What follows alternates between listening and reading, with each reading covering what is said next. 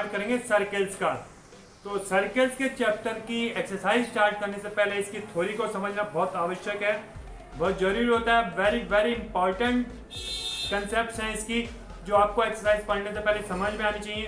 तो फिर आपको ध्यान देना है, कंसंट्रेटेड होके भी 10 मिनट 15 मिनट इसमें जरूर लगेंगे, चाहे ज़्यादा भी लग जाए कोई परेशानी नहीं है, लेकिन it is very important to hear constantly, carefully, with concentration. 100% concentration आपकी यही चाहिए अगर आपको सर्कल को बहुत इजीली समझना है और इजीली इसकी प्रॉब्लम्स को सॉल्व करना है। अगर आप थोड़ी सी भी कंसंट्रेशन अपनी डाइवर्ट करेंगे तो आपको समझ नहीं आएगा, आपके लिए जो प्रॉब्लम्स होंगी वो इतनी ज्यादा टफ हो जाएंगी कि आपको समझ नहीं आएंगी। अगर आप इजीली इसकी बेसिक कंसेप्ट को क्लियर कर पाएंगे, समझ लेंगे, ध्यान से करेंगे, कंसंट्रेटेड होकर करेंगे, तो इतना इजी चैप्टर है, इससे इजी चैप्टर आपकी बुक में नहीं है। बट कंडीशन वही है कि आपको पूरी कंसेप्ट बहुत ध्यान से सुननी है, पूरी कंसंट्रेशन अपनी ब्लैक बोर्ड पर रखनी है, पूरे ध्यान के साथ। चलिए स्टार्ट करते हैं। सर्कल क्या होता है? ये एक सर्कल होता है जिसका ये सेंटर होता है और सेंटर को सरकमफ्रेंस से ज्वाइन करते हैं। सरकमफ्रेंस की बाउंड्री को बोलते हैं। तो ये टर्म आती है रेडियस, ये इसका सेंटर होता है। रेडियस को आर से डिनोट करते हैं और रेडियस, दो रेडियस को ज्वाइन कर दे तो ये डायमीटर बन जाता है। यानी कि एक सरकमफ्रेंस से दूसरे सरकमफ्रेंस पर जाने वाली लाइन जो सेंटर से पास होती है वो डायमीटर होती है और डायमीटर का रेडियस होता है। और कोई दो सरकमफ्रेंस को कट करने वाली लाइन जो सेंटर से ना पास करती है उसको कॉर्ड बोलते हैं। और एक टर्म दी हुई है कॉन्सेंट्रिक सर्कल्स, एक सर्कल उसके बीच में दूसरा सर्कल, दोनों का सेंटर एक हो तो उसको हम कॉन्सेंट्रिक सर्कल बोलते हैं। फिर कह रहे हैं इक्वल सर्कल, यदि दो सर्कल आपको गिवन है और दोनों की रेडियस इक्वल है तो ये इक्वल सर्कल्स होते हैं। और आपको गिवन है सर्कमस्क्राइब्ड सर्कल। सर्कमस्क्राइब्ड सर्कल होता है कोई भी पॉलीगन हो उसके सारे वर्टेक्स से सर्कल अगर पास करते हैं तो उसको सर्कमस्क्राइब्ड सर्कल बोलते हैं। और इसको सर्कमस्क्राइब्ड सर्कल का सर्कम सेंटर बोलते हैं, सर्कमस्क्राइब्ड सर्कल का सेंटर बोलते हैं। और इसको इंस्क्राइब्ड ट्राइंगल बोलेंगे, चाहे क्वाड्रिलेटरल हो चाहे पेंटागन हो इसके अंदर। और ऐसे इसका एक उल्टा होता है कि इसके अंदर सर्कल बन जाता है, इसको बोलते हैं इन सर्कल, इंस्क्राइब्ड सर्कल। ठीक, उसके बाद आता है कॉर्ड। कॉर्ड आपको मैंने बताया कोई भी सर्कल की सरकमफ्रेंस को ज्वाइन करने वाली लाइन जो सेंटर से पास ना करती हो। उसके बाद आता है the perpendicular drawn from the centre to a chord. ये कॉर्ड और परपेंडिकुलर डालते हैं इसके ऊपर से कॉर्ड के ऊपर, तो ये कॉर्ड को इक्वली बाइसेक्ट करता है, मतलब AN इक्वल्स टू MB। और इसका कन्वर्स भी होता है, अगर मिड पॉइंट से ज्वाइन करते हैं हम किसी कॉर्ड के मिड पॉइंट को सेंटर से ज्वाइन करते हैं तो ये परपेंडिकुलर होता है। अगर हमें गिवन हो कि सेंटर से परपेंडिकुलर डाला तो कॉर्ड बाइसेक्ट की जाती है, अगर कॉर्ड के मिड पॉइंट को सेंटर से ज्वाइन करें तो लाइन परपेंडिकुलर होती है। दोनों तरह से ये रूल, ये थ्योरम अप्लाई होती है। उसके बाद है greater is the size of a chord, smaller is the distance from the centre. अगर ये एक कॉर्ड से डिस्टेंस ले रहे हैं हम और एक कॉर्ड हमने बड़ी बनाई है, इससे डिस्टेंस ले रहे हैं, तो बड़ी कॉर्ड की डिस्टेंस सेंटर के पास होती है, छोटी कॉर्ड की डिस्टेंस सेंटर से ज्यादा होती है। नेक्स्ट है there is one circle and only one circle which passes through 3 given points not in a straight line. कोई अगर 3 पॉइंट दिए हुए जो एक लाइन पर नहीं है तो इन तीनों से पास करता हुआ सिर्फ और सिर्फ एक ही सर्कल बन सकता है। मोर देन वन सर्कल नहीं बनेगा। 3 पॉइंट से पास करता हुआ हमेशा एक सर्कल होता है। There is one circle, one and only one, which passes through 3 given points, not in a straight line. Straight line होगी तो सर्कल बन ही नहीं सकता है जो तीनों पॉइंट से पास करेंगे। मान लो 3 पॉइंट है तो ऐसा कोई सर्कल आ ही नहीं सकता जो तीनों पॉइंट से पास करता हो। फिर equal chords of circle are equal distance from the centre. अगर आपको सर्कल के अंदर डिस्टेंस इक्वल दियो सेंटर से, तो ये जो कॉर्ड्स होंगी ये इक्वल होंगी। अगर ये डिस्टेंस इक्वल है तो ये आपकी अगर AB और CD कॉर्ड है तो ये AB और CD इक्वल होगा। और इसका कन्वर्स भी होता है, अगर दो इक्वल कॉर्ड्स गिवन है तो उनकी डिस्टेंस हमेशा इक्वल होगी। कॉर्ड्स इक्वल है तो डिस्टेंस इक्वल होगी, डिस्टेंस इक्वल है तो कॉर्ड्स इक्वल होगी। दोनों तरह से ये थ्योरम भी अप्लाई होती है। फिर है next theorem, a segment is the part of a circle bounded by an arc and a chord. एक कॉर्ड और सर्कल दिया हुआ है, ये जो आपकी कॉर्ड होती है, कॉर्ड के पीछे जो हिस्सा बचता है इसको बोलते हैं आर्क ऑफ द सर्कल, और इसके बीच में जो बाउंडेड रीजन आता है ये पूरा वाला, इसको बोलते हैं सेगमेंट ऑफ द सर्कल। इसको इधर छोटा बना तो माइनर आर्क, इधर बड़ा बना तो इसको major arc. Minor arc centre के ऊपर ऑब्ट्यूज एंगल बनाता है और मेजर आर्क जो होता है वो एक्यूट एंगल बनाता है। Obtuse angle more than 90 degree, acute angle less than 90 degree. अब नेक्स्ट थ्योरम है, the angle which an arc of a circle subtends at the centre is double that which it subtends at any point on the remaining part of the circumference. मतलब कोई भी arc जो भी centre के ऊपर angle बनाएगा और वो सर्कमफ्रेंस के ऊपर भी एंगल बनाएगा, तो सेंटर के ऊपर बना हुआ एंगल सर्कमफ्रेंस के ऊपर बने हुए एंगल का डबल होगा। अभी मैं फिगर से आपको समझाता हूं कैसे बनती है फिगर, कैसे आप इसका प्रूफ करेंगे और कैसे आप इसको अप्लाई करेंगे। ये सपोज एक सर्कल है, ये आपकी कोई आर्क है, ये एक सेंटर के ऊपर एंगल मेजर करता है और एक ही सर्कमफ्रेंस के ऊपर एंगल बनाता है इस टाइप से। ये O, ये AB कॉर्ड हुई और ये सर्कमफ्रेंस पे बनाता है। मान लेते हैं सर्कमफ्रेंस पे x है तो सेंटर के ऊपर 2x बनता है। ये हमारी थ्योरम होती है। ये कहीं भी हो सकता है, ये इस टाइप से भी हो सकता है। कंडीशन क्या है, दोनों एंगल्स का स्टार्टिंग एंड एंड पॉइंट एक ही कॉर्ड पर होगा और जो इनसे जो एंगल बनता है वो एक सेंटर पे होगा, एक सर्कमफ्रेंस पे होगा। ध्यान से समझ लेंगे इसको। एक तो सेंटर के ऊपर बना रही है यही chord AB, AOB is the angle subtends on the centre and ACB is the angle at the circumference. तो इनमें रिलेशन होगा, ये अगर x है तो ये 2x है, ये x है तो ये 2x है। सेंटर के ऊपर एंगल जो बनता है वो सर्कमफ्रेंस के ऊपर बने हुए एंगल का ट्वाइस होता है।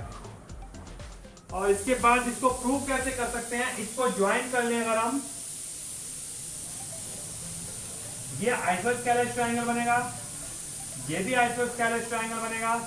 इसका सम इन दोनों में इक्वल, इसका सम इन दोनों में इक्वल। दूसरी फिगर में बना देता हूं, थोड़ा सा क्लियरली समझ जाओगे।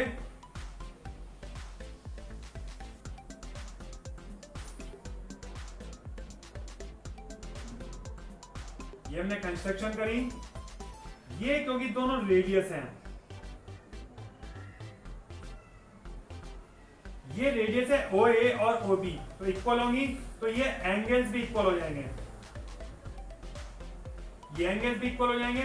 और ये जो एंगल है ये इन दोनों एंगल से सम के इक्वल होगा। क्यों होगा, क्योंकि ये एक्सटीरियर एंगल है और एक्सटीरियर एंगल ट्रायंगल का इंटीरियर दोनों एंगल से सम के इक्वल होगा। दैट मींस ये 2x होगा। ऐसे आपको x एज्यूम करके शायद समझ में इजीली आएगा। वैसे तो आपने वही पैटर्न पढ़ना है जो बुक में दिया हुआ होता है, उसी लैंग्वेज में करना होता है जो बुक में गिवन होता है। अब मान लेते हैं ये एंगल y है, ये एंगल भी y होगा क्योंकि ये भी दोनों रेडियस हैं तो इक्वल होंगी। तो ये आइसोस्केलेस ट्रायंगल बना, तो ये दो y और y हो गए। अब ये एक्सटीरियर एंगल है, एक्सटीरियर एंगल ट्रायंगल का दोनों इंटीरियर एंगल के सम के इक्वल होता है, तो ये 2y हो जाएगा। अब इसका सम क्या हुआ, x प्लस वाई, और इसका सम क्या हुआ, twice of x plus y. तो आपको क्लियरली पता चल गया इसने जो सेंटर पे बनाया वो ट्वाइस होता है सर्कमफ्रेंस पे बने हुए एंगल का। समझ गए होंगे।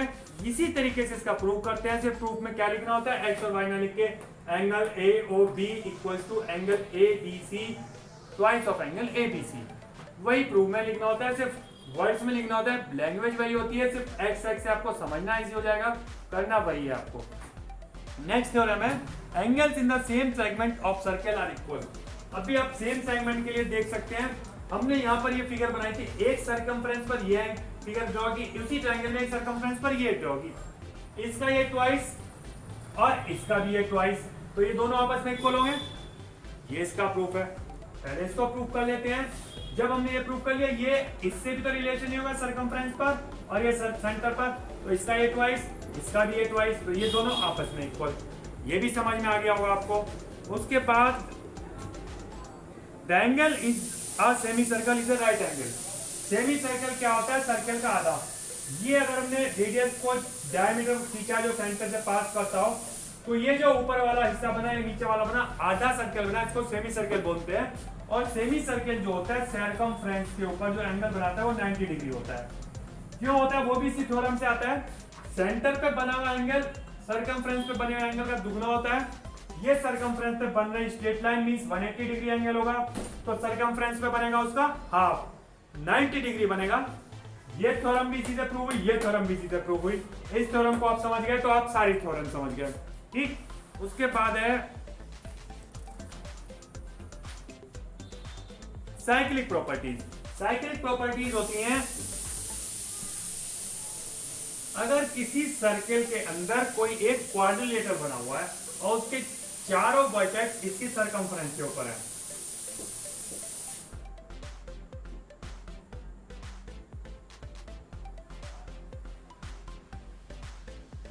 तो इसको हम साइक्लिक क्वाड्रिलेटर बोलते हैं। क्वाड्रिलेटर के चारों वर्टिसेस सर्कमफ्रेंस के ऊपर हुए सर्कल के, तो इसको बोले हम साइक्लिक क्वाड्रिलेटर। अब इसकी पहली थ्योरम है the opposite angles of a cyclic quadrilateral are supplementary. Opposite angles are supplementary मतलब इस एंगल और इस एंगल का सम 180 डिग्री होगा। सप्लीमेंट्री एंगल का सम 180 होता है, पता है। ये एंगल और ये एंगल का सम 180 होगा। अभी जो हमने थ्योरम पढ़ी थी सेंटर के ऊपर बने हुए एंगल को सर्कमफ्रेंस पे बने हुए एंगल का ट्वाइस प्रूव किया था, वही इसके अंदर भी अप्लाई होगी। उसका रिजल्टेंट मान लेते हैं सेंटर है, इसको ज्वाइन किया, ठीक। अब इसके और इसमें रिलेशन ट्वाइस का, इसमें और इसमें रिलेशन ट्वाइस का, ये पूरा हो गया सर्कल 360 डिग्री, तो इन दोनों से हम बचा आधा, दैट मींस 180 डिग्री। क्लियर? वही थ्योरम लग रही है, इसका इधर डबल, इसका इधर डबल, सेंटर के ऊपर जो बनाएगा वो सर्कमफ्रेंस का आधा। जब हमने पूरे सेंटर के ऊपर को एंगल को सम कर लिया तो सेंटर के ऊपर 360 डिग्री बनता है, तो अपोजिट एंगल्स का सम बच गया 180 डिग्री। यानी कि थ्योरम हो गई the sum of opposite angles in a cyclic quadrilateral is supplementary, that means sum is 180 degree. उसके बाद नेक्स्ट थ्योरम है if the opposite angles of a quadrilateral are supplementary the quadrilateral is cyclic. अगर आपकी बार हम कहते हैं कि मेरे पास ये कोई क्वाड्रिलेटरल दिया हुआ है ABCD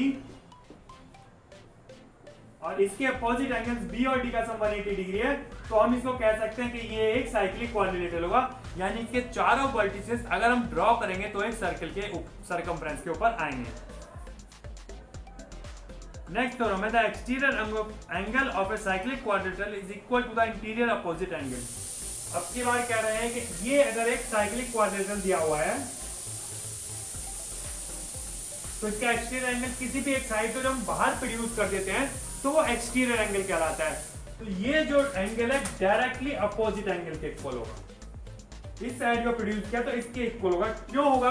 क्योंकि हमने अभी पढ़ा कि इस एंगल का सम और इस एंगल का सम 180 होगा और ये एक स्ट्रेट लाइन है, इन दोनों का सम भी 180 होगा, तो फिर ये इसके इक्वल हो जाएगा। वर्ड्स में कर ले, बहुत इजी है। कोई भी साइड इंक्रीज करेंगे, ये साइड इंक्रीज करी तो ये वाला एंगल हमेशा अपोजिट एंगल के इक्वल हो जाएगा। साइक्लिक क्वाड्रिलेटरल में एक्सटीरियर एंगल अपोजिट एंगल के इक्वल होता है। सारी थ्योरम्स आपकी खत्म हो चुकी हैं, आज के लिए काफी है। कल आपकी एक्सरसाइज स्टार्ट करेंगे सर्कल की 17th A। इस सारी थ्योरी को पढ़कर आएंगे, इन थ्योरम्स को ट्राई करेंगे, अपने आप करेंगे, एग्जाम्पल्स को ट्राई करेंगे, पूरी प्रिपरेशन करके आएंगे, पूरी तैयारी करके आएंगे, तो आपको एक्सरसाइज समझना आसान पड़ेगा और बहुत ज़्यादा आसान पड़ेगा। अगर आपने आज की बात कंसंट्रेटेड होकर नहीं समझी है, नहीं सुनी है, तो इसको दोबारा रिपीट करें, इस वीडियो को तीसरी बार करें, 4 टाइम्स करें, 5 टाइम्स करें, लेकिन इस बातों को सभी को कंसंट्रेटेड होकर करें। अकेले में बैठ के बार बार रिपीट करके सारी बातें समझें, फिर आपको एक्सरसाइज बहुत इजी लगने वाली है। अदरवाइज इतना कंफ्यूजन हो जाता है बच्चों को, सर्कल कर नहीं पाते हैं, जबकि सबसे इजीएस्ट एक्सरसाइज या सबसे इजीएस्ट चैप्टर सर्कल का है। और जहाँ प्रॉब्लम आती है उसका आपको मेथड पता है, व्हाट्सएप पे अपनी प्रॉब्लम का पिक्चर स्क्रीनशॉट लेकर डाल दें, मैं आपकी प्रॉब्लम आइडेंटिफाई करूँगा, आपको बताऊँगा आपने यहाँ ये मिस्टेक करी है, इस मिस्टेक को कैसे इम्प्रूव कर सकते हैं। तो बने रहिए हमारे साथ, व्हाट्सएप ग्रुप को ज्वाइन कर लीजिए। Have a nice day, good bye.